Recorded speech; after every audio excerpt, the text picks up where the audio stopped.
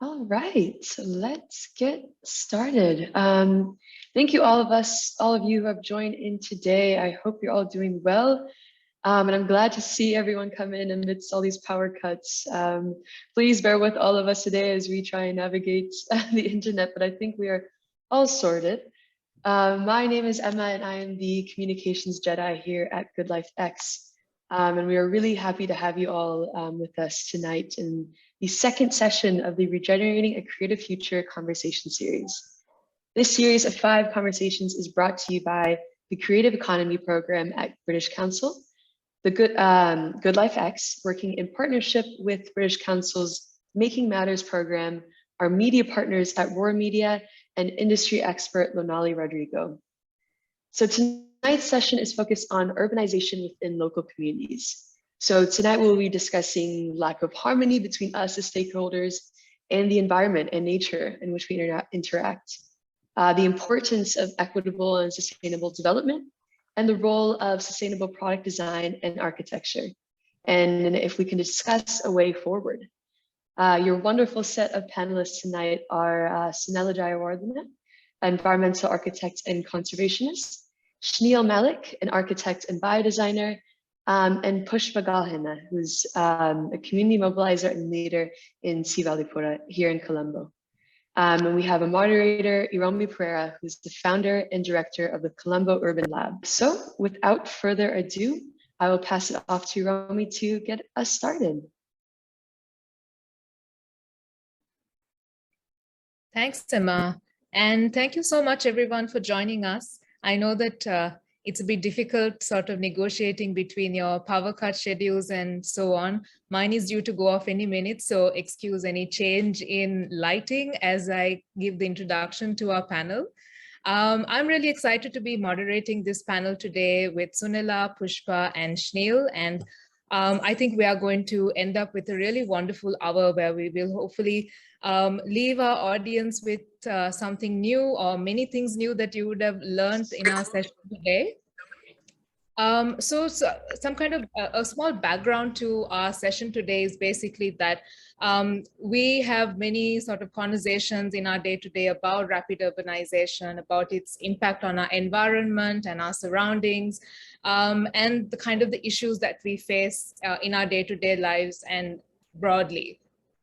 So in our session today, what we do want to talk about is not just about issues, but looking at sort of solutions and a way forward. What can we learn from our environment, things around us, things that communities themselves are doing? What are the lessons that we can take towards a more sustainable future? And one of the key issues that we are pegging to our session today is this absence of harmony that we see in urbanization and environment today. So here we speak about sort of the absence or the gaps between the built environment and nature, between government institutions and the communities and the policymakers. And it is these gaps where people are not talking to each other that is causing a serious impact on our environment and our economy and on the communities themselves and the public at large. And looking at the issues today, for example, it's a perfect example of what happens when we don't pay attention to the fact that everything is connected. A few months ago, we may have been saying, the economy and the forex issue may not, maybe something that only economists need to deal with. But today it's something that has really affected, every home, about the way we eat, about the way we cook, and about the way we work. And in that same way, when that disconnect is extended to our development plans, where the various stakeholders don't talk to each other, that's when we see the quality of life being affected, the way that we use our public spaces and these various infrastructure affected. Just to give a basic example, how many times have we said, public transport plans are made by people who have never had to take a bus to work, or that, kitchens in homes or these flats designed by people who don't cook. And these are sort of the everyday sort of examples that we use to try and help people see that, everything is really connected. And on that, there goes my power.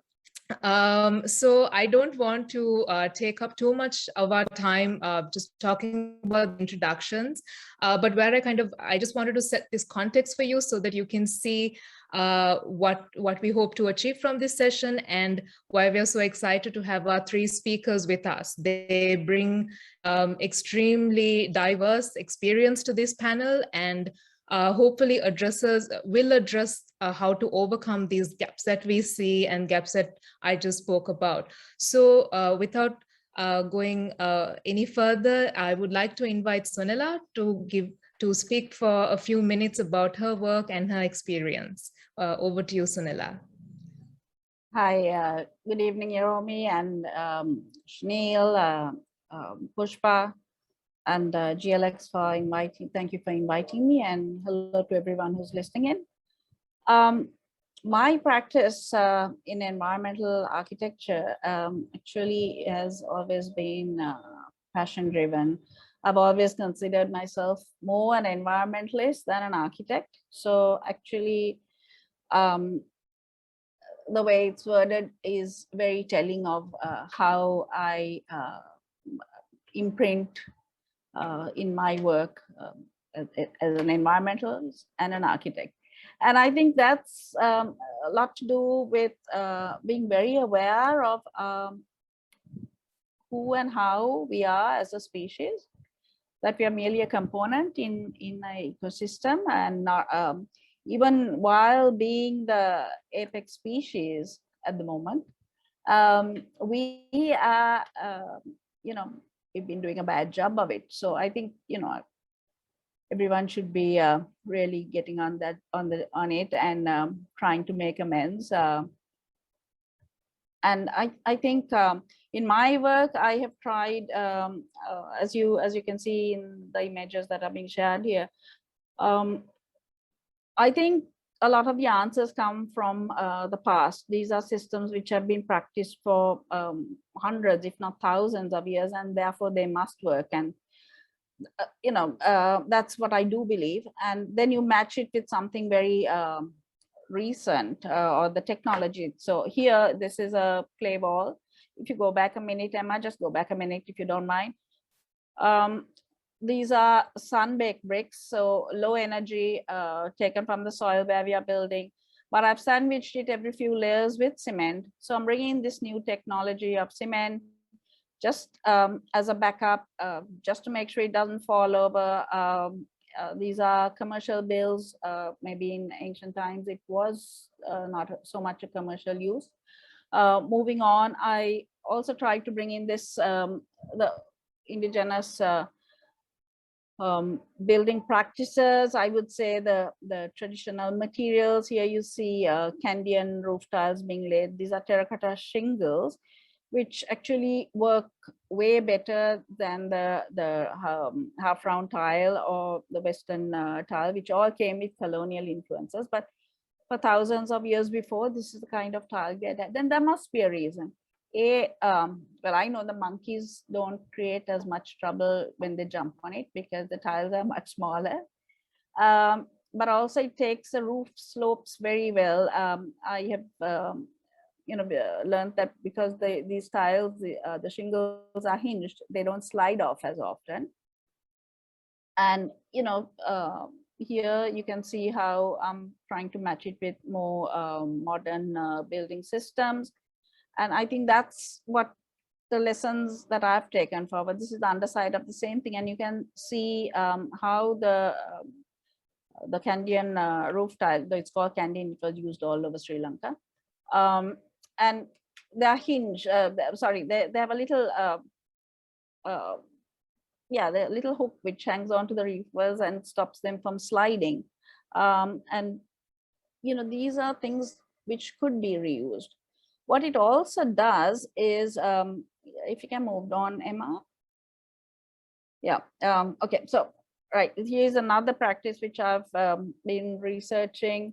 This is has been used in Sri Lanka to preserve wood. It's just burning, you create a film of carbon. You do a light burn and you scrub it off. And what you're doing is you're protecting the wood. This is also still practiced in Japan, and there is a bit of a revival in Japan. Here what I'm doing is using an old piece which is on the right, which is very seasoned wood, with a new piece of wood which I'm seasoning or preserving by doing this light burn. You know, any boring insect would find boring through carbonized wood distasteful. So obviously it worked. Today it's only found in some areas for fence posts, but it's not used in actual construction. Here is cheap wood preservation. It's way cheaper than all the you know, chemicals that you would buy at you know, huge amounts per square meter or whatever. Here's you know, do-it-yourself home-based wood preservative. Earlier were the clay tiles which you could dig up in your own yard, or you could have someone supply it. Basically a compressed brick. And moving on, here this is Jetwing Villuena, which is a hotel which I did almost 20 years ago. And what you're saying is a thatch, but when you use the thatch, was something else that happens. You have a very steep roof which carries the monsoon rains off, which is something we have now lost. We have these mild slopes which take asbestos, and what it also does is it traps heat inside. You'll see it in the next image, but in this one there's one more thing. You see the buildings raised on these white stumps, and this is called tanpita, or it's placed with a airflow underneath, and what it does is create a passive cooling system. It also protects it again from creepy crawlies and boring insects and so on. If you just move on one more. So this is the inside of one of those buildings. And again, what I talked of was those very high ceilings, which in our climate works very well because it allows the heat to rise. And if you have low ceilings, which we have inherited from our colonial masters, is that we trap the heat close to us. And I mean, this is what was brought from Europe, where it was cold, no research done. This is what you should do. And sadly, we are still doing it without understanding why we are doing it. Now, these are some of the things which I think could be incorporated in our development projects in terms of when you're designing for entire communities. For instance, here there is, you can see the airflow. There is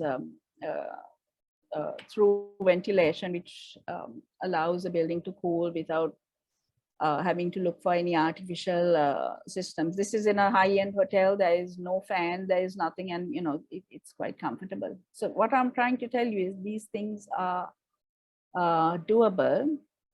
In community architecture, what I think what has happened is when we build, there is no consideration for who's going to live there, for who's going to use this. Iromi, you said something about kitchens being designed by people who don't cook. I think bathrooms are designed by people who don't bathe, because they're dark and dingy and they're horrible. It's not a place where anyone would want to have a bath. So these are very simple things. You know, we can have air-dried bathrooms. We can also, you know, so coming back to what I was saying is it's really about consultation with the user.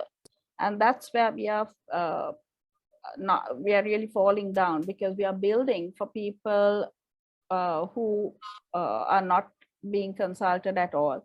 And I actually do believe that this is something that should be legislated, that the stakeholders, both the developer and the client, when I say the client, whoever they say, the community, like say Pushpa's community or her, they should be consulted in terms of what their requirements are. In, you know, do they need a balcony to dry their clothes? How are they drying their clothes? Does anyone ask them?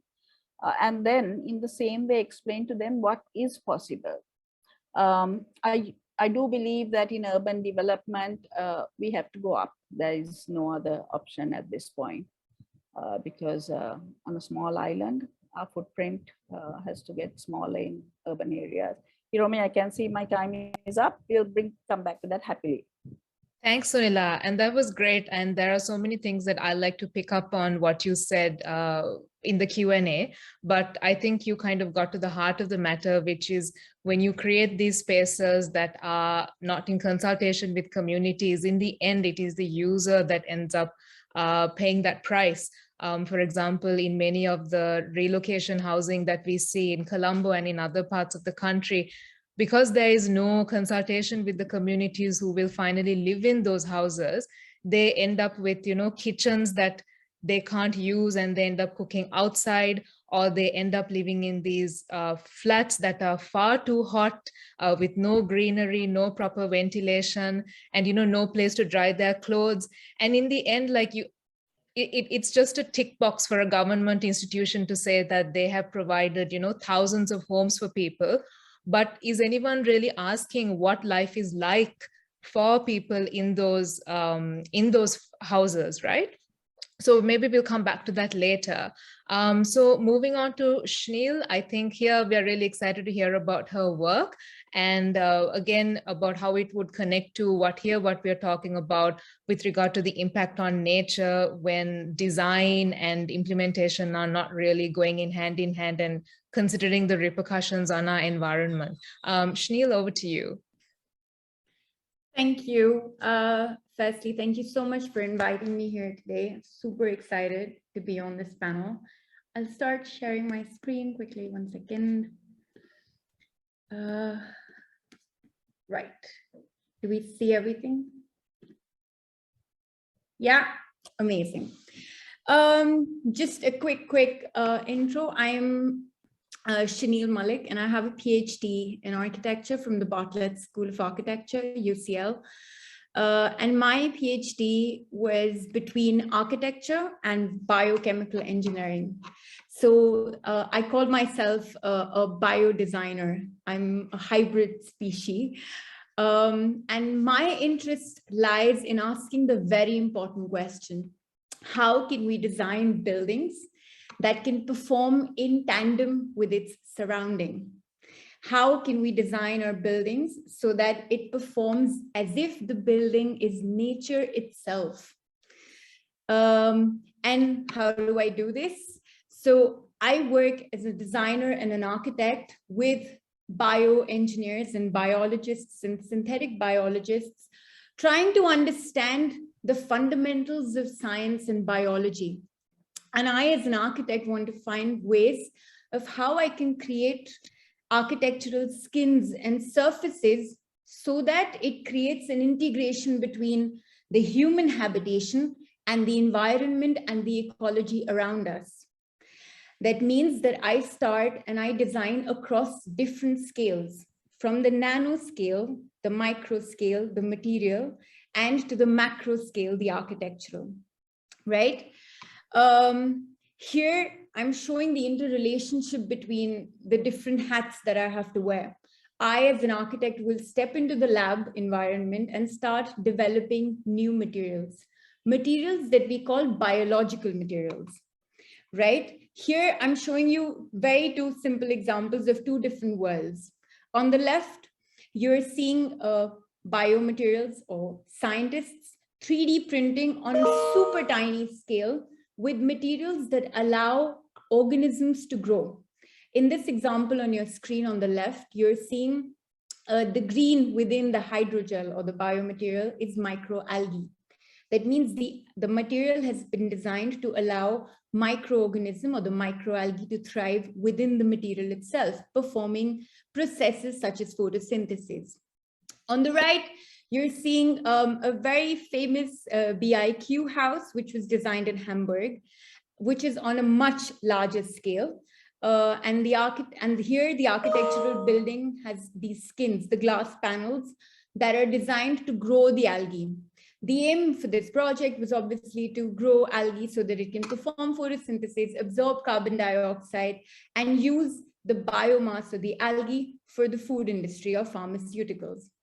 But I, as a designer, wanted to experiment if I can create materials such as the biomaterial and design on the large scale, as opposed to using engineering systems, right? So I started experimenting myself, and I, along with my supervisors and the biointegrated design lab at UCL, we together developed these materials. These are new materials that allow the growth of plant tissue or microalgal cells. They allow these algal cells to live and survive within the surface or the membrane of the material itself, allowing the microorganisms to perform photosynthesis, absorb carbon. My next question, now this material is 90% made up of water. It's very viscous and it's jelly. It's a fluid system, and that's how it is able to support life, right? So the biggest challenge for me as a designer is how can I use this gooey material to make something as large scale as from an architect's perspective? So I started looking at 3D printing. We started 3D printing with this material on different scales. So here you're seeing a robotic extrusion system. Here, just like everything in nature, like a skin, the cell membranes, the tree of the bark of a tree, they are all constructed layer by layer. And with each layer, the structural property, the biological property, the physical property of that material changes. So I started doing the same thing here. With every layer that we 3D printed, we changed the property. So the bottommost layer was still the gooey material, but was structurally stable. And the topmost layer, the green layer that you see here, has more water percentage, allowing the topmost surface of my membrane to perform photosynthesis while being structurally stable. So these are panels that were printed 1 meter long, and there were 5 of them that were exhibited for the first time at the Biotalent Biennale in 2017. Now, my next question is, I'm looking at a species that is an organism on the micro scale. We found a material that is not as easy to work with on the material micro scale. I want to try apply it on an architectural scale, right? Besides photosynthesis, can it do anything else?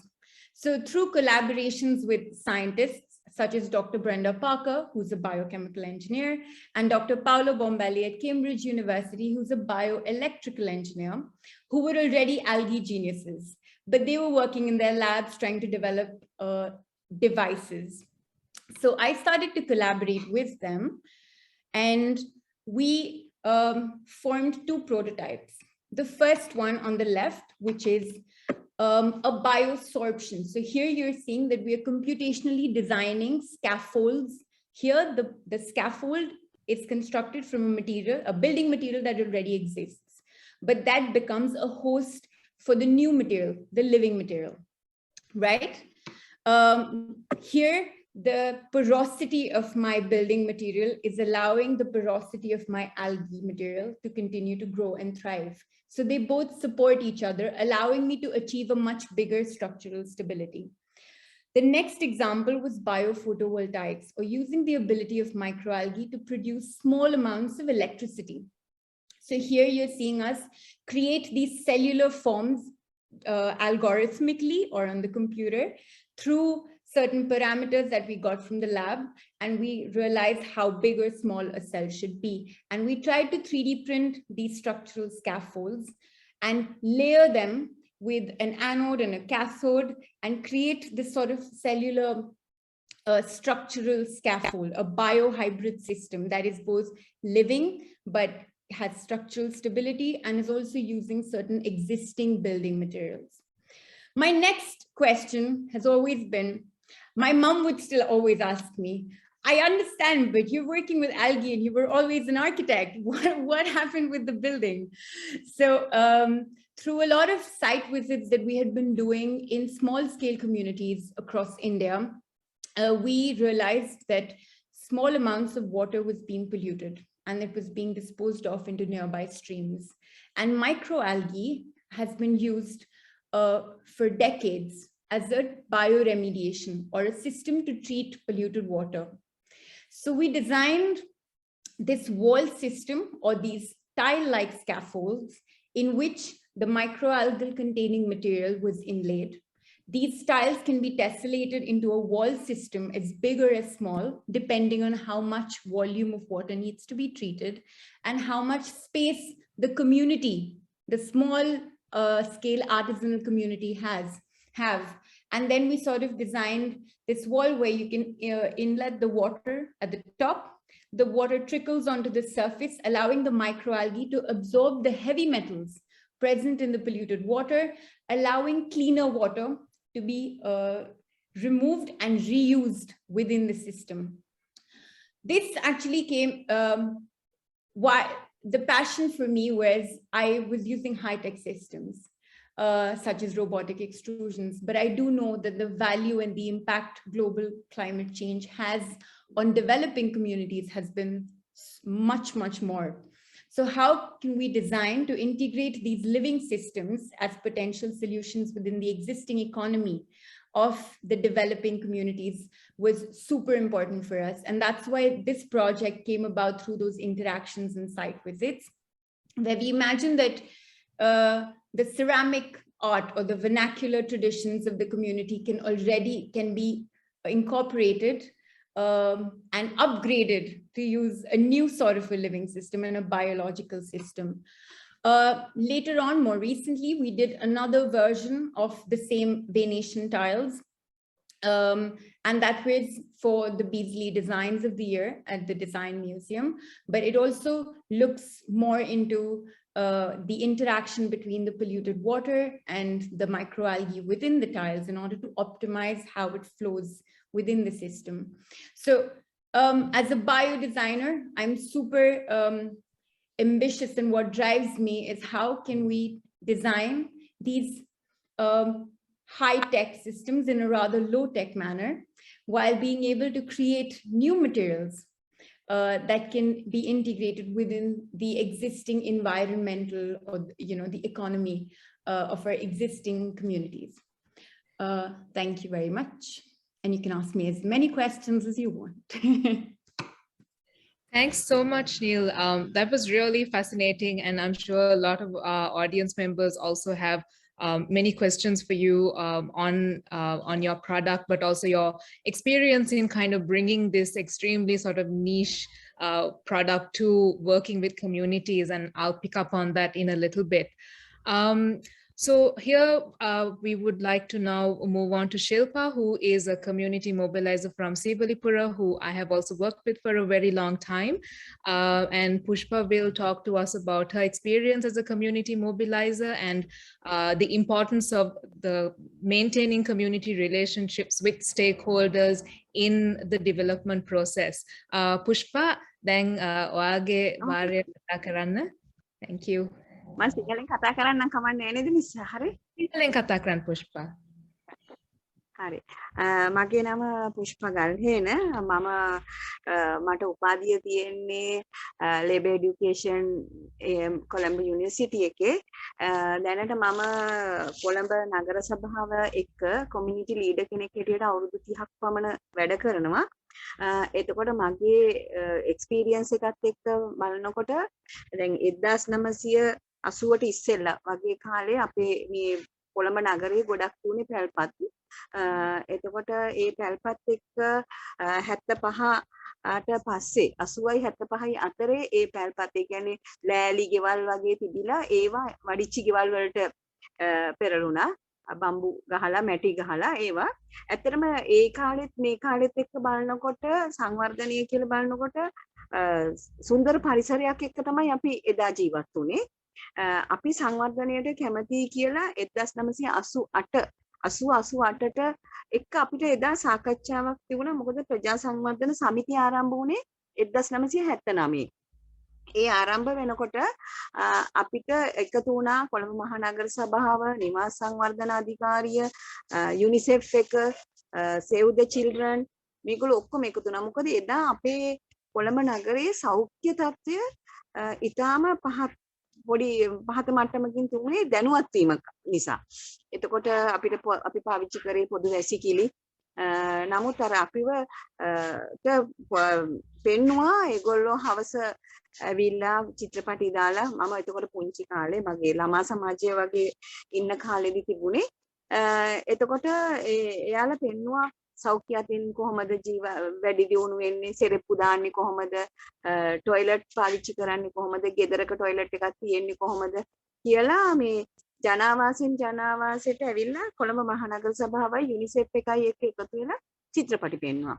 ඒකෙන් අපිව දන්නවා ඇත්තටම ඒ කාලේ හුඟක් එකතු වුණා ජන සෞඛ්‍ය දෙපාර්තමේන්තුව කොළඹ නගර සභාවෙන් මූලික වෙලා කටයුතු කළේ. ඊළඟට 1979 දී ප්‍රජා සංවර්ධන සමිතිය නිර්මාණය වුණා. මිනිස්සු ඒකරාශී කරගන්න පුළුවන් වුණා. මොකද මූලිකම අවශ්‍යතාවය තුනේ අපේ නිවසට අයිතියක් කියන තැන. එතකොට ඒ පැල්පතට අයිතියක් දෙන නිසා අපි එකතු වෙලා ප්‍රජා සංවර්ධන සමිතිය මට්ටමින් අපිට මේ වුණා 1988 වගේ කාලේ ප්‍රේමදාස මහත්තයා නිවාස ඇමති වෙලා ඉන්නකොට අර ඒ දසලක්ෂ නිවාස යෝජනා ක්‍රමයට තමයි මේ කොළඹ බොරැල්ල සීවලිපුර ඒරියා එක මේ වුණේ. එදා සාකච්ඡා කරා ඔයගොල්ලන්ට ඉඩම පර්චේස් දෙක ගානේ ඉඩම දුන්නොත් ඔයගොල්ලන්ට ගේ හදා ගන්න පුළුවන්ද නැත්නම් ගෙවල් හදලා දෙන්නද කියලා. ඒ කාලේ වෙනකොට අපේ පැතිවල ගොඩක් අය කාන්තාව රට යන්න පටන් අරගෙන එතකොට එයාලා කැමති වුණා අපේ වියදමින් ගෙවල් හදා ගන්න පුළුවන් අපිට පර්චේස් දෙක දුන්නා කියලා. අනිත් අයට රුපියල් 15000ක ණයක් දුන්නා. ඇත්තටම හොඳම ඩිසයින් එකක් පෙන්වුවා නිවාස අධිකාරියෙන්. ඔක්කොම ගෙවල් එක විදියට පාරවල් අඩි 12 පාරවල් එක්ක. එහෙම ඉන්නකොට 1900 කොහොම හරි ටික කාලයක් 80 90 වගේ කාලෙදී 90 94 වෙනකොට නිවාස සංවර්ධන අධිකාරිය නගර සභාව සියලුම අය අපින් අයින් වුණා වගේ වුණා. මොකද ඒ කාලේ වෙනකොට නගර සභාවේ ප්‍රයිවට් කරන්න පටන් ගත්ත එක එක අංශ ක්ලීනින් සර්විස් අරවා මේවා. එතකොට නිවාස අධිකාරියත් අපිව දාලා ගියා වගේ වුණා. අපේ සම්බන්ධතාවය නැති වුණා. පාරවල් එතකොට මේ කණ්ඩායම ඕන විදියට අර අඩි 12 පාර අඩි 3ට වගේ එකතු වෙන්න පටන් ගත්තා. ලයිට් කණුවත් එක්ක තාප්පේ ගහන්න පටන් ගත්තා. එතකොට නීත්‍යානුකූල පැත්ත අපේ පැත්තෙන් ගිලිහුණා. අපිව දැනුවත් කරන්න කෙනෙක් නැති වුණා අර සාකච්ඡා නොකරන නිසා. ඉතින් සංවර්ධනයත් එක්ක අපිත් කැමති වුණා අර පොදු টয়ලට් එකට වඩා පොදු ටැප් එකට වඩා ගේ ඇතුළෙම ටැප් එක තියෙන ගේ ඇතුළෙම টয়ලට් එක තියෙන එක හොඳයි කියන එක. නමුත් টয়ලට් එක ගේ ඇතුළේ තිබුණාට අපිට නියම විදියට සීවලීපුර E1 කියන කොට්ටාසය E ව්‍යාපාරය E1 E2 E5 වෙනකම්ම නැහැ ස්වරේජ් ලයින් එකක්. টয়ලට් ලයින් එකක් නැහැ. එතකොට ඒ ලයින් එක යන්නේ විවෘත කානුවට. එතකොට ඒ පැත්ත මේ රජයත් එක්ක බලනකොට අපේ සංවර්ධනයේ පැත්තෙන් ගිලිහිලා ගිහිල්ලා තියෙනවා. දැනට ගස් කොළන් නැති ඉස්සර නම් ගස් කොළන් තිබිච්ච ගොඩාක් අර මම මිස්ගේ මේ කතා කරපු අර ආකිටෙක්ට් මිස් කතා කරපු විදියට නම් ඇත්තටම මට හිතෙන්නේ ඒ වගේ සුන්දර පරිසරයක් අපිත් එක්ක කතා කරලා නිර්මාණය වෙනවා නම් හොඳයි. දැන් නව අලුතෙන් සංවර්ධනය වෙන ඒවා බලන්න. දැන් අපිට සංවර්ධනය වෙනවා කියලා උදාහරණයක් ගත්තොත් කොම්පඤ්ඤ වීදිය නාරාහෙම්පිට මේ හැම තැනම ප්‍රධාන පාරවල් වලට ඉන්න ඉඩම් වල ඉන්න මිනිස්සු ඉඩම් ටික රජයට අරගෙන ඒ මිනිස්සු ගෙනල්ලා මේ අයිනකට දාලා තියෙනවා. එතකොට ඒව බිල්ඩින් එක හදලා තියෙනවා. අර නිදහසේ හිටපු මිනිස්සු ටික නැවතත් උඩට නගලා බිල්ඩින් ටික නගලා තියුණාට කිසිම නිර්මාණයක් වෙලා නැහැ මිනිස්සුන්ට ඉන්න සුදුසු පරිසරයක් විදියට. ඒක අත්දැකීමෙන්ම තියෙනවා. මොකද අර පරවියෝ එනවා පරවියෝ උඩ වහලවල් වල ඉන්නවා. ඒවට ඒවයින් අසුචි වැටෙනවා මිනිසුන්ගේ කෑම වලට. ඒවා කවුරුත් ඒ ගැන කොච්චර දැනුවත් කරත් රජයෙන් ඒ සම්බන්ධව නැහැ. දැන් මම යොමු වෙලා තියෙනවා වර්තමානයේදී දුම්රිය රක්ෂිතයේ ඉන්නේ නිවාස සංවර්ධන අධිකාරියෙක් ඉඩම නිවස අපි හදාගත්තේ. දැන් දුම්රිය රක්ෂිතයට සංවර්ධනය කියලා දුම්රිය මාර්ගයේ ගෙවල් කඩන්න හදනවා. මේ කවුරුත් නෑ මේ තැනින් තැන දැනුවත් කරනවා මිස සියල්ලම දැනුවත් කරේ නෑ. මම නිකන් යන ගමන් මීටින් එකකට කතා කරලා මම බලෙන් ගිහිල්ලා ඉඳගෙන මම ඕගනයිස් කරා මුළු ප්‍රජාවම දැනුවත් කරන්න කියලා. ඊට පස්සේ තමයි ඒගොල්ලෝ වර්ක්ෂොප් කීපයක් තිබ්බා. තියලා දැනුවත් කරා. නමුත් දැන් ආපහු ඒ දැනුවත් කිරීම නැහැ. අහම්බෙන් තැනින් ගෙවල් කඩලා අනවසර අයව ඇරියා. දැන් අනවසර දැන් අපි නිවාස සංවර්ධන අධිකාරිය නිවාස වලට මොනවද කරන්න කියලා තාම සාකච්ඡාවක් කරන්නේ නැහැ. ඉතින් සංවර්ධනය කියන එකට අපි කැමති වුණාට සංවර්ධනය අපිට ඕන විදියට නිවස ලස්සනට විදියට නිර්මාණය කරන්නේ අපිත් ආසයි ලස්සන ගේක හැරිලා ඉන්න. දැන් මේ පර්චස් දෙකේ ගෙදර සංවර්ධනය වෙනවා කියන්නේ පර්චස් දෙකේ ගෙදර අඩු ගානේ පර්චස් 3කවත් 4කටවත් වෙන්න ඕනේ. එහෙම නැත්නම් අපිට මෙතනින් යන්න තියෙනවා නම් අපිට දැනට වර්තමානයේ තියෙන තත්ත්වය හැටියට වන්දියක්වත් දෙන්න ඕන කියන තැන ඒම සාකච්ඡාවක් තාම සිදු වෙලා නැහැ. අපි බලාපොරොත්තු වෙන්නේ ඒ වගේ එහෙම. ඉතින් මම හිතන්නේ අර ඉස්සෙල්ලා මිස් කතා කර අපේ මේ UK වල මිස් කතා කරා වගේ සංවර්ධනය වෙනකොට කර්මාන්ත ශාලා වලින් අපද්‍රව්‍ය ඉවත් කරනවා. දැන් මේ අපිත් ඉවත් කරන්නේ අපද්‍රව්‍ය විවෘත කාණුවට. ඒ වගේ අවස්ථාවකදී ඒ අර අපද්‍රව්‍ය රඳා පවතින මේ ටයිල් එකක් වගේ නිර්මාණය කළා දැනුවත් කරනවා නම් ඊටාම හොඳයි කියලා මම හිතනවා. ඇත්තටම මිස්කෙත් අර තියෙන්නේ මේ ලෑලි ක්‍රමය. ඇත්තටම දැන් රෝගියෙකුට ඉන්න බැරි පරිසරයක් තමයි මේ තියෙන්නේ. ඉන්න බැහැ රස්නේ. මේවට කොහොමද වාතය එන විදියට ලෑස්ති කරගන්නේ කියන එක සංවර්ධනය කරනවා නම් වඩා හොඳයි කියලා මම හිතන්නේ. මගේ පැත්තෙන් මම යෝජනා කරන්නේ මේ සාකච්ඡාව තවදුරටත් ගෙනන. මම හිතන්නේ මට තේරුනේ ඔබ දෙපළගේ කතාව ඒ විදියයි. මොකද ඇත්තටම සංවර්ධනය නම් කමියුනිටි එකත් එක්ක සාකච්ඡා කරලා කරනවා නම් හොඳයි. නව නිර්මාණ වලටත් අපි කැමති නව නිර්මාණ දැනගන්න කැමති, ඒවා ක්‍රියාත්මක කරන්න කැමති. නමුත් අපි සාකච්ඡා කරද්දී අපිව ගිලිහිලා අපිව පැත්තකට දාලා තමයි අපිත් එක්ක ඔක්කොම නිර්මාණය කරන්නේ. මම හිතන්නේ හරි කියලා හිතනවා මගේ කතාවදී ඔබතුමියලා දැනගත්තු දේවල් එහෙම. Thank you Pushpa. මං හිතන්නේ අපි ගොඩාක් ඉගෙන ගත්තා ඉස්සර ඉඳන් දැන් කොහොමද ඕගොල්ලන් සංවර්ධනයට මුහුණ දෙන්නේ කියලා.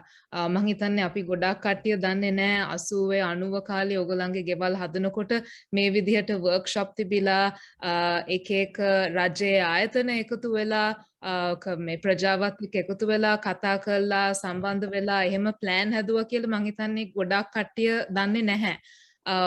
තව අපි දැන් බලනකොට එහෙම කිසිම කන්සල්ටේෂන් එකක් වෙන්නේ නැහැ නේද? මේ ප්ලෑන් එකක් හදලා ඉවර වෙලා තමයි ප්‍රජාවට කියන්නේ මෙන්න මේ දේ වෙනවා කියලා. අපි මම හිතන්නේ තව පොඩ්ඩක් ඉස්සරහට ඒක ගැන කතා කරමු. අපි ප්‍රශ්න before we move on to the question and answer session, I just wanted to touch on this concept of biomimicry with Sunela and Shneel, because that is the concept that we are pegging to this session. And I was wondering if both of you could touch upon this concept, your thoughts on it, your opinion, your experience, how you interpret this idea of biomimicry in your own work. And maybe we could talk about that for the next few minutes. Shneel, maybe we could start with you. Okay. So I think the term biomimicry is relatively old now, and the term we use is biointegrated. So for us, biomimicry sort of was forever limited to an object, a product, or an architectural space that looks like nature or that looks like something natural. That obviously has certain limitations, and it was somehow restricted to the aesthetics, limited to the aesthetics. Of course, there were at that time, scholars such as Chena and Benyes, who propagated the agenda of mimicking biology across different levels. So the term we are more familiar with, and the term we officially use to describe the kind of designs we do, is called biointegrated, where we want to highlight the importance of integrating the biology within the functionality of everything we design. That might be across different levels, levels of such as microorganisms, plants, tissues, or it's supposed to be, I think there's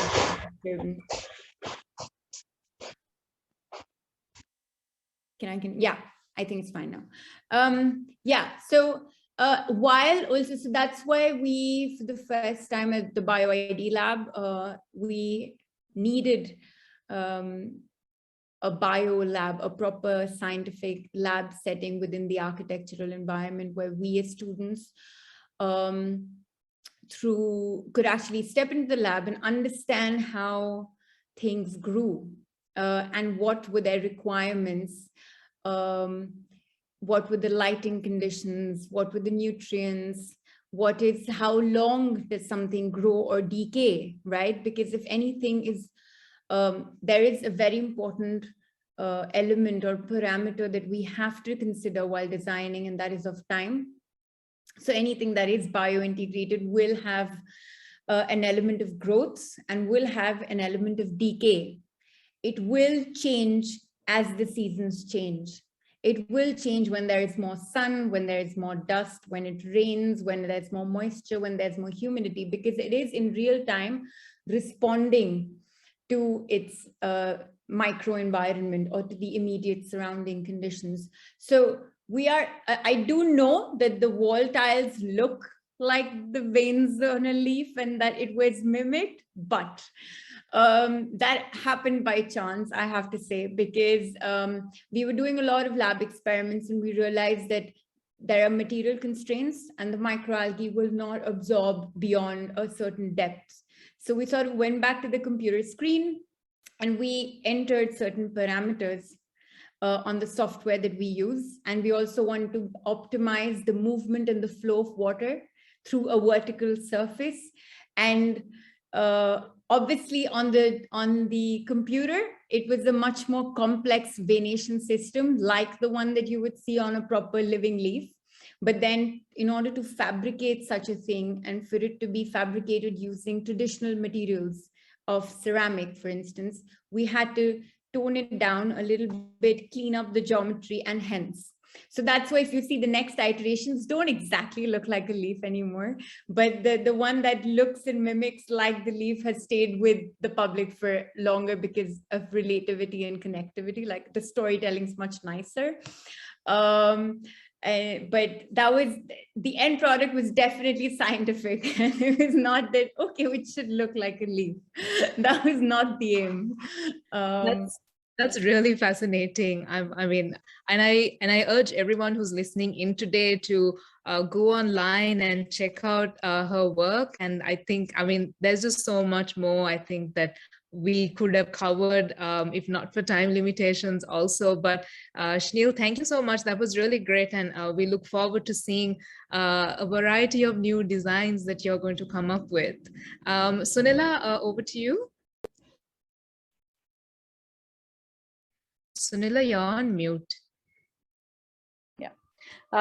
So I'm getting a bit stuck on what Shneel said about biomimicry and biointegration, because I have always wondered about, I mean, maybe not the exact words, but the concepts of biomimicry and biointegration, because I think in certain materials, for instance, like the earth walls, whether they are with, you know, the adobe type sun-baked brick or with wattle and daub or whatever, that I think there is some level of biomimicry and things like that, because you're looking at what the termites do, right?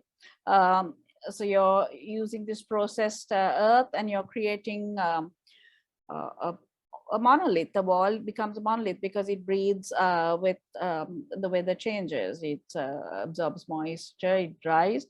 And obviously, instead of saliva, you know, you're using plaster of some kind, you know, either a cement or a lime plaster, which was used in earlier times. But when it comes to biointegration, I actually have tried to design in terms of biointegration, because I've always said I don't find, you know, I don't look at architecture something monumental, but more as an integrated, so it disappears into its natural landscape. And in cases where the natural landscape has been badly damaged or under heavy distress, what I would look at is a natural habitat as close as possible to my site, and try and replicate that and then build in a way that it, so as a design, so as Shneel was talking about scale, it's about scaling things into, the integration could be an entire hotel, or it could be a single housing unit. In an urban situation, it becomes somewhat different. And then I think it's about allowing breathing, allowing a cleaning process. And there again, I think, as an architect, I think there can be some integration. If you look at Shneel's work, where you're actually cleaning polluted water, that would be very important in an urban situation, because if you look at a natural ecosystem, it does have its natural filters, right? So in that sense, there is, again, we get stuck between integration and mimicry. Are we mimicking an ecosystem? Are we integrating in, you can integrate where there is a natural environment in existence, but where it isn't, in a brownfield site, I think mimicry may be required to some extent. Thanks, Sunela. That's definitely a lot for us to think about. And definitely, I think, particularly say in the case of Colombo, we do need to be aware of that, this is sort of the hub of so much of the development that is taking place. And what we also tend to forget in the development planning process is that, things like Colombo's wetlands, and we are the only capital city in the world to have a Ramsar status. So then what does that mean when all this massive development is affecting directly the wetlands and the ecosystems around it? I guess now we can move on to the question and answer session. Please feel free to put your questions in the chat. I can see one question from Anush, which I will get to second, because I want to move first, pose a question to Pushpa, and then ask questions from Sunela and Shneel. Pushpa, mama කැමති ඔයාගෙන් දැනගන්න, ඔයා දැන් ගොඩක් කාලයක් ප්‍රජා සහකාරියක්, ප්‍රජා නායකයක් හැටියට, නායිකාවක් හැටියට වැඩ කරලා තියෙනවා. තව අපිත් ඔයත් එක්ක වැඩ කරනකොට අපි දකිනවා ඔයා ප්‍රජාවකට ගියාම ඒගොල්ලන්ට සමිතියක් නැත්නම් ඔයා කොහොම හරි ඒගොල්ලෝ දඬවගෙන ඒගොල්ලන්ගේ සමිතියක් හදනවා. ඔයා හැම වෙලෙම බලන්නේ ප්‍රජාවක් කොහොමද එකමුතු කරලා සාමූහිකව ඒගොල්ලන් වැඩ කරන්නේ කොහොමද තමයි ඔයා හැම වෙලෙම මම දකින විදිහට ඔයා බලන්නේ. ඒත් අපි කොළඹ වෙන පැතිවල වැඩ කරනකොට ප්‍රජාවන් එහෙම නෙවෙයි හිතන්නේ. ඒගොල්ලෝ හැම වෙලෙම එහෙම සමිති හදන්නේ නැහැ. ඒගොල්ලන්ට ප්‍රශ්නයක් තියෙනවා නම් තනිවම වැඩ කරන්නේ නැත්නම් ඒගොල්ලෝ හිතනවා රාජ්‍ය ආයතනයක් ඇවිල්ලා ඒගොල්ලන්ට උදව් කරන්න ඕනි කියලා. ඔයා කාන්තාවක් හැටියට, නායිකාවක් හැටියට ඇයි ඔයා හිතන්නේ මේ විදිහට ප්‍රජාවක් එක්ක එකට වැඩ කරන්න ඕනේ? ඒ කියන්නේ ඔයගොල්ලන්ගේ ගෙවල් ප්‍රශ්නයක් වුණත්, යටිතල පහසුකම් වුණත්, ඔයා මම දන්නවා ඔයාට තේරෙනවා මේ සම්බන්ධකම මොකක්ද අපේ පරිසරයත් එක්ක කියලා.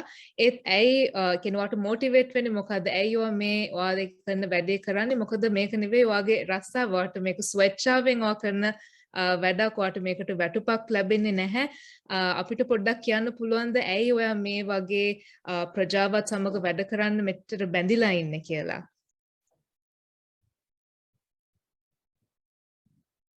පුෂ්පා, ඔයා තාම මියුට්. දැන් හරි. දැන් අර මම කිව්වේ 1988 කාලයේදී ලංකාවේ තිබුණනේ ජාතික තරුණ සේවා සභාව, ඊළඟට ඔය මේ ප්‍රජා සංවර්ධන සමිති, යුනිසෙෆ් එකෙන්, සේව් ද චිල්ඩ්‍රන් එකෙන් සාමාන්‍යයෙන් අවුරුදු 16 20 අයව දැනුවත් කරා. එතකොට ඒගොල්ලන්ට විවිධ අත්දැකීම් දුන්නා. හරිද? මේ විදිහට තමයි කමියුනිටි එක නායකත්වය දෙන්න ඕනේ, මේ වගේ තමයි එකතු වුණොත් තමයි මේ වගේ වැඩ කරන්න පුළුවන්. එතකොට මම පළවෙනිම දේ තමයි ජාතික තරුණ සේවා සභාවෙන් 88 කැනඩා ගියා. ඒ ගියේ එක්ස්චේන්ජ් ප්‍රෝග්‍රෑම් එකකට. ඇත්තම ඒකෙන් ලබාගත්තු අත්දැකීම් ගොඩක් තිබුණා අපිට. හැබැයි අපි රජයෙන් ඇරියට අපි ඔය එකට, මොකද තෝරගත්තු අය විතරයි දිස්ත්‍රික්ක එකකින් ඇරියේ. මුළු ලංකාවෙම 42ක් ගියා. කොළඹින් ගියේ මමයි තවත් පිරිමි ළමයෙකුයි. ඇත්තෙන්ම ඒ ට්‍රේනින් එක අරගෙන ඇවිල්ලා ජාතික තරුණ සේවා සභාව අපිව අරගත්තේ නෑ අපෙන් ලැබපු අත්දැකීම් මොනවද කියලා බලන්න. නමුත් අත්දැකීම් ටික අපේ හිතෙනවා ලංකාවට වැඩි එහාට යන්න ඕනේ දැනුවත් වෙන්න ඕනේ. ඒ දැනුවත් වීම නිසායි මේ කරන්න ඕනේ කියන එක තමයි මට හිතුනේ. ඉතින් ඒක නිසා ප්‍රජා සංවර්ධන සමිතිවල අර දුන්නු මඟ පෙන්වීමත් එක්ක තාමත් ඉතින් ඒකම ඉන්නවා. ඉතින් නමුත් අපි එකතු වුණේ නැත්නම් අපි හඬ නැගුවේ නැත්නම් අපිට යමක් ලැබෙන්නේ නැහැ කියන තැන ඉන්නවා. මම හිතන්නේ මිස් දැක්ක ඉරෝමි මිස්ට අත්දැකීමෙන් තියෙනවා ඊයේ පෙරේදා අර අපේ දුම්රිය රක්ෂිතේ සංවර්ධනය වෙද්දී කවුරුත් දැනගෙන හිටියේ නැහැ. ඔයාගෙන් ගත්ත උපදෙස් එක්ක මම ඔක්කොම එකතු කරා. එකතු කරාට පස්සේ දුම්රිය දෙපාර්තමේන්තුවෙන් සහ ඒ ව්‍යාපෘතියෙන් ඇවිල්ලා මිනිසුන්ව දැනුවත් කරා. දැනුවත් කරපු නිසා මිනිස්සු දැන් එකින් එක කරගෙන යනවා. ඉතින් ඒ නිසා මට උවමනා වෙනවා මම දන්න දේ මිනිසුන්ට දැනුවත් කරන්න. අනිත් එක මම හිතන්නේ අපේ රටේ මේ කාලයක් තිස්සේ යැපෙන මානසිකත්වය තියෙනවා. යැපුම් මානසිකත්වය. ඕගොල්ලෝ දෙනව නම් දෙන්න. ඕගොල්ලෝ කරන දෙයක් නම් දෙන්න. අනිත් අයට වෙනව නම් වෙයි අපිට. අන්න ඒක තමයි අදහස තියෙන්නේ. දැන් අපිට මේ සමෘද්ධිය මම හිතන්නේ ජනසවියෙන් ආරම්භ වෙච්ච දේ ජනසවිය සාර්ථක වුණේ නැත්තේ මුදල් දෙන්න පටන් ගත්තට පස්සේ. අර ජනසවියෙන් නිර්මාණාත්මකව හැකියාව දියුණු කළා ඒගොල්ලන්ට නිර්මාණය කරලා එයාලගේ ස්වයං රැකියාව දියුණු වෙන්න අවස්ථාවක් හදලා දුන්නා නම් මම හිතන්නේ අද මීට වැඩිය සංවර්ධනය වෙලා. මම කියන්නේ සමුද්දිය නවත්තන්න කියන එක බැරිම කෙනාට. නමුත් මීට වැඩිය හොයලා බලලා ගොඩක් දුරට කරන්න තිබුණා. නමුත් දැන් රටේ සංවර්ධනය දිහා බලනකොට කාන්තා දිනයට උනත් අපි දැන් මම කාන්තා බල මණ්ඩලයේ ප්‍රාදේශීය ලේකම් බල මණ්ඩලයේ ලේකම් ප්‍රාදේශීය ලේකම් කාර්යාලය තිඹිරිගස්යායේ. ඉතින් දැන් අද කාන්තා සංවර්ධන නිලධාරි කතා කරලා කියනවා පුෂ්ප කාන්තා දිනයට එන්න. මොකක් නිසාද කාන්තා දිනයට යන්නේ? ඉස්සර අපි කාන්තා දිනය කිව්වම අපිට කාගේවත් දේශනයක් අහන්න ගිහිල්ලා වැඩක් නැහැ. මට නම් ඕනේ එච්චරයි. දැන් මට දැන් ඒක එපා වෙලා දැන් අර කාන්තා දිනයට ගිහිල්ලා ආවෝ කියලා ඇවිල්ලා වැඩක් නැහැ. ඒක ක්‍රියාත්මක වෙන්න අපිට සංවර්ධනය වෙන්න ක්‍රමවේදයක් තියෙනවා නම් තමයි හොඳ.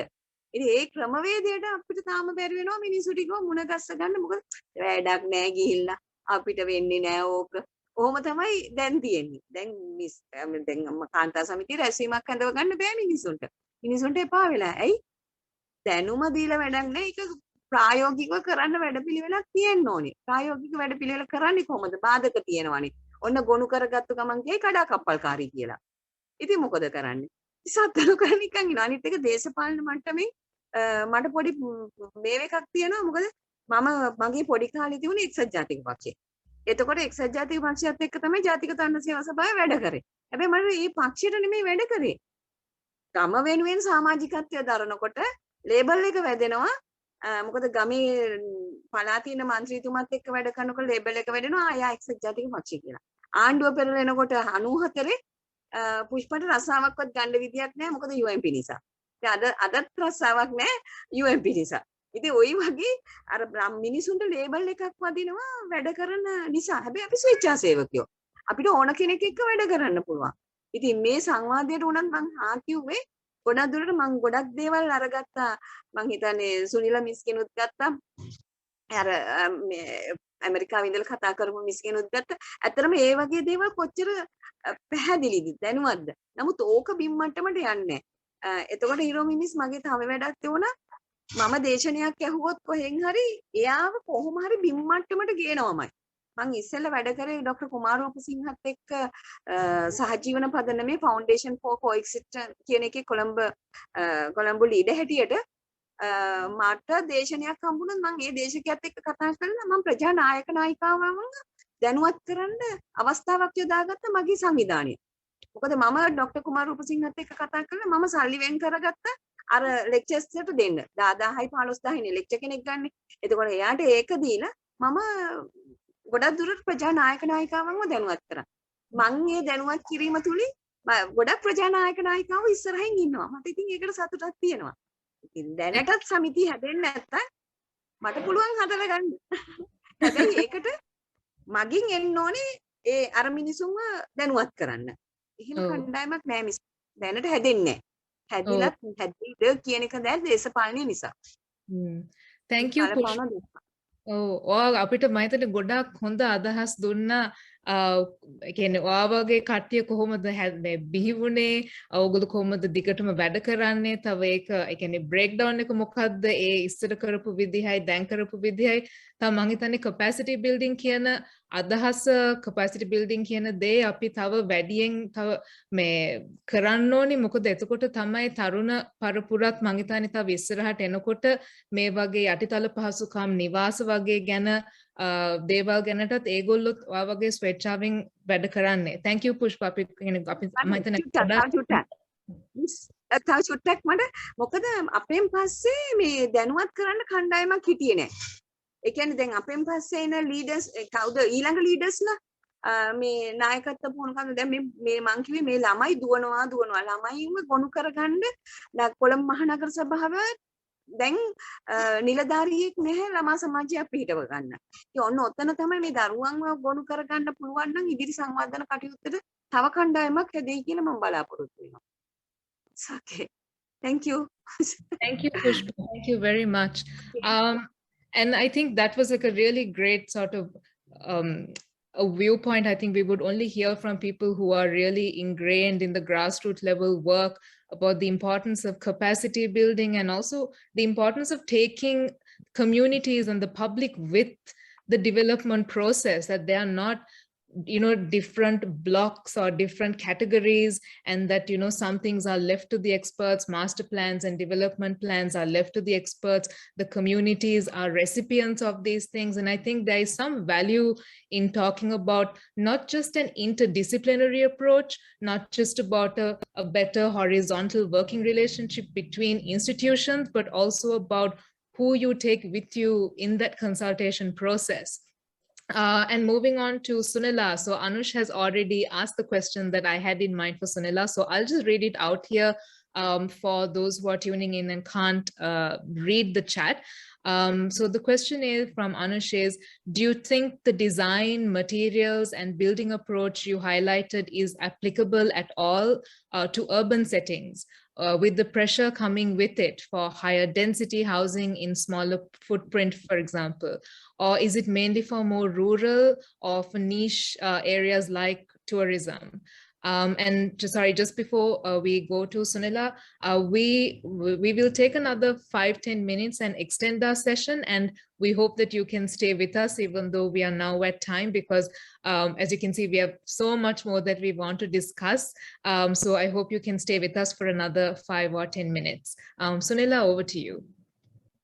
So to answer Anush, yes, I think it can be, because design, if design is to be successful, it has to be contextual. It has to be contextually correct. You can't apply the same brush on every site. So you can have some part of that approach, if not all. And whatever is suitable here may not be suitable there. So then,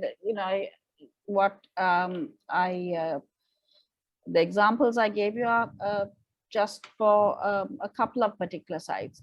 For the next site, it might be something else. But I think what you have to really keep in mind is the philosophy of design, which is what are your priorities here? What do you consider essentials?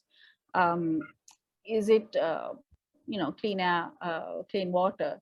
Is it giving people enough public spaces which will actually help them grow as a community, help the children, help the elders? Because the children are the future and the elders are the past, and in the middle you'll find the people who have no time actually, because so it's really ideally it has to be designed for the children and for the elders in community projects in particular. But yes, if you keep your eye on the ball in terms of what your priorities are, light, good light, wind, air, and clean water, and how do you achieve that in that particular site? with the minimal environmental impact. I think that's what it is. And yes, we have a lot of wetland Iromi, and when it's a Ramsar site, it's protected, which means we can't touch it, which means we have to work around it, right? Most of Colombo has been wetland, most of it has been filled in. Colombo is built on an estuary. So what is left of it, we preserve. There's so much low-lying land. There are ways to work around it, and there are ways to work with it. But obviously we can't come up with all the solutions here and now. For instance, earlier when we were talking with Pushpa, she talked of these green spaces they had and that they have lost in development. That's a sad reality. For instance, if you have to save the wetlands and the population in Colombo is growing, it has to go up. There's no other way. High density is moving up, or we expand and forfeit in the case of Colombo, the wetlands, or in case of any other urban area. If you take New York, the Hudson wetlands were the hunting grounds of the Native Americans, right? Now those are dumps. So there is a give and take. In this case, as we move forward, as the environment becomes more precious, clean water, I can say it 1,000 times and it still won't be enough. Then the sacrifices that we would have to make is to move up, high density construction, but it doesn't have to be that, the bathroom that no one wants to bathe in and the kitchen that nobody wants to cook in. It can be well designed. It can be well designed, but for that you have to have that consultation. You have to talk again to the, I believe, to the children and to the elders, and they will tell you, and together that will come the needs of that community, and that has to be legislated because no developer will do it. Thanks. Thank you so much, Sunela. And I think that gives me a really good entry point to the question that I wanted to ask Shneel, which is on pedagogy. So much of what we have spoken about so far is, about the gap between the user and the designer, but it is also the problem that the designer or the planner is coming from a fairly narrow viewpoint or a very narrow education where it is of a single discipline, and they don't think of, to think of consulting with other people, you also have to know how different things fit in. And where I think Shneel is very well placed to talk about is that she is based at the Bartlett, one of the most sort of interdisciplinary design schools, architecture spaces there are. And in terms of like the urban work that they do, it is an extremely fascinating place full of, really amazing work being done. Shneel, could you maybe talk a little bit about why or how being at a space like the Bartlett has impacted the way that you work and the way that you think about work, as opposed to going to or being a part of what would have been considered a fairly traditional architecture school? And why I also asked this question is that this has been a comment that has come a lot from the architects in Sri Lanka about the need to update the way that planning and design and architecture is taught in our local universities here. I think that's a very, very important question to sort of touch upon. I feel blessed that I was at the Bartlett, but I remember in 2014, my very initial years, when we were doing masters, I think it was the very first year when somebody at the Bartlett was trying to grow algae, and we didn't have a safe place to grow it. And I remember converting an old bathroom in a warehouse as all I needed was a water outlet and something that I can sanitize stuff with. After a lot of failure, I realized that I'm at the university. I'm sure somebody in the university would know how to grow algae. And the next thing I know, I'm sort of knocking on doors of scientists, trying to show them photographs of my failed experiments, and they have no clue of why I'm doing what I'm doing. And I think out of those, like one, Dr. Brenda Parker was one, she seemed to resonate with my, with the vision that we were sort of looking at. And after that, the next thing we know that she obviously allowed me into her lab space and started teaching me how to actually conduct experiments. And that is when, as a designer, you know, a very different world opens up to you. You can't think on those levels and the scientists can't think on the levels as we as designers think. So it was quite annoying when I, as a designer, would ask them questions that they have never looked at because they couldn't be bothered how to slam algae on a building. You know, so I think from a lot of those learnings, it was tricky, but a lot of fun that later on we created a course where now we have scientists from different backgrounds and architects, landscape designers, and even fine artists that all work together under that program. They all go into the lab, they all go play with the additive manufacturing and digital fabrication techniques, and they all go and design on the computer. Let it be a chemist or a fine artist who's always worked with a paintbrush.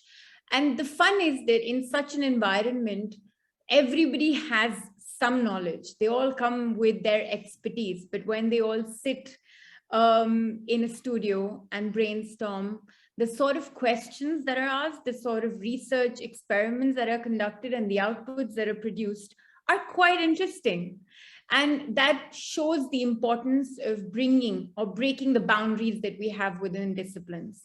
And that is what maybe like my fellow panelists, Sunela and Pushpa, are also touching upon, where bringing in different role models or players in a community. Everybody builds the community, everybody is a part of the community, and so is the environment, right? And so is the transportation, and so is the electrical generation, and so is the wind that flows through your buildings. So if we are to identify how the pedagogical aspect is very important to allow people that have power to start thinking across multiple scales and multiple levels. But to get to that stage, it is a lot of effort. It is to create, you know, what Richard Feynman would call salons, where in the evening they would have free-flowing conversations over beer or, you know, coffee, where people from different backgrounds would say, you know what I like, let's try to do something of that sort. And if that starts happening on a more formal level, where they say, I know that the community has this problem, and I know that I, as a government, need to regulate this. I can release a law that helps to do it, but I don't have a solution for that community. I can stop them from doing it, but I don't have an alternative. Can you, as a scientist, as a designer, a researcher, design something for that community? Can you work with them and give them the power through design and science to take charge? Because it's incredible how powerful communities and people are. And it's incredible when you start designing with them, right? All you need to do is bring those people and make the effort. And just that is so sort of tricky and difficult, but we're hopeful.